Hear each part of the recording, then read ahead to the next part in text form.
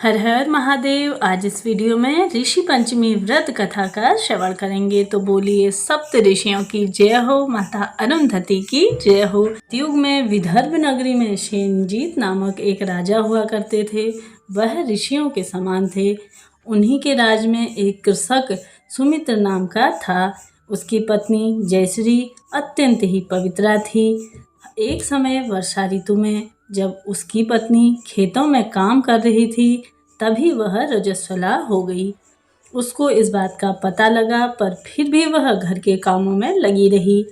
कुछ समय बाद वह दोनों स्त्री पुरुष पूरी अपनी आयु भोग कर मृत्यु को प्राप्त हुए।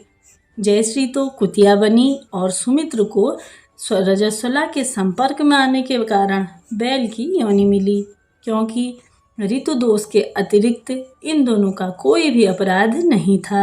इसी कारण इन दोनों को अपने पूर्व जन्म का समस्त विवरण याद रहा। वे दोनों कुतिया और बैल के रूप में उसी नगर में अपने बेटे सुचित्र के यहाँ रहने लगे।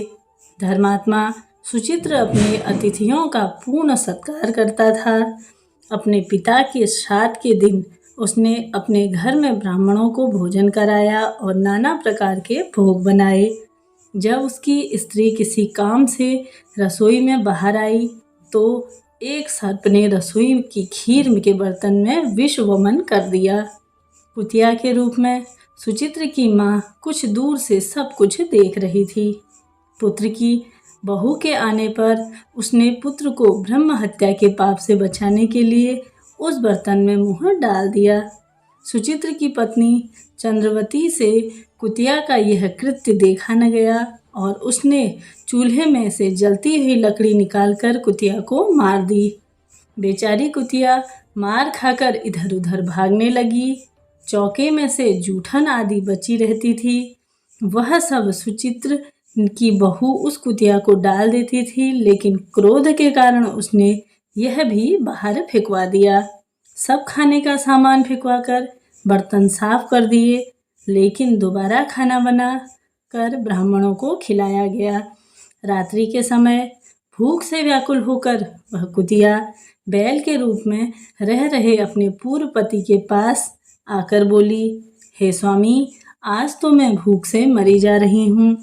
वैसे तो मेरा पुत्र मुझे रोज खाने को देता था, लेकिन आज मुझे कुछ नहीं मिला। सांप के विष वाले खीर के बर्तन को अनेक ब्रह्म हत्या के भय से छूकर उसमें न तो खाने योग्य कर दिया था, और इसी कारण उसकी बहू ने मुझे मार डाला और खाने को कुछ भी नहीं दिया। तब वह बैल बोला, हे भद्रे, तेरे पापों के कारण मैं भी इस योनि में आ पड़ा हूँ, और आज बोझा ढोते ढोते मेरी कमर टूट गई है। आज भी मैं खेत में दिन भर हल में जुता रहा। मेरे पुत्र ने आज मुझे भी भोजन नहीं दिया और मुझे मारा भी बहुत, पर मुझे इस प्रकार के कष्ट देकर उसने इस श्राद्ध को विफल कर दिया है। अपने पिता की इन बातों को सुचित्र सुन रहा था। उसने उसी समय दोनों को भरपेट भोजन कराया और फिर उनके दुख से दुखी होकर वन की ओर चला गया। वन में जाकर ऋषियों से पूछा कि मेरे माता पिता किन कर्मों के कारण इस नीच योनियों को प्राप्त हुए हैं और अब किस प्रकार से इनको छुटकारा मिले। तब सर्वतमा ऋषि बोले, तुम इसकी मुक्ति के लिए पत्नी सहित ऋषि पंचमी का व्रत धारण करो तथा उसका फल अपने माता पिता को दे दो, जो कि भाद्रपद महीने की शुक्ल पक्ष की पंचमी को मुख शुद्ध करने और साथ ही मध्याह्न में नदी में पवित्र नदी में स्नान करके और नए रेशमी कपड़े पहनकर अरुंधति सहित सप्त ऋषियों का पूजन करना चाहिए। इनका सुनकर सुचित्र अपने घर लौट आया और अपनी पत्नी सहित विधि विधान से पूजन करने लगा। इससे पुण्य से जो भी उन्हें फल प्राप्त मिला, उसने दोनों माता पिता को यह दे दिया। साथ ही पशु योनियों से छूट गए।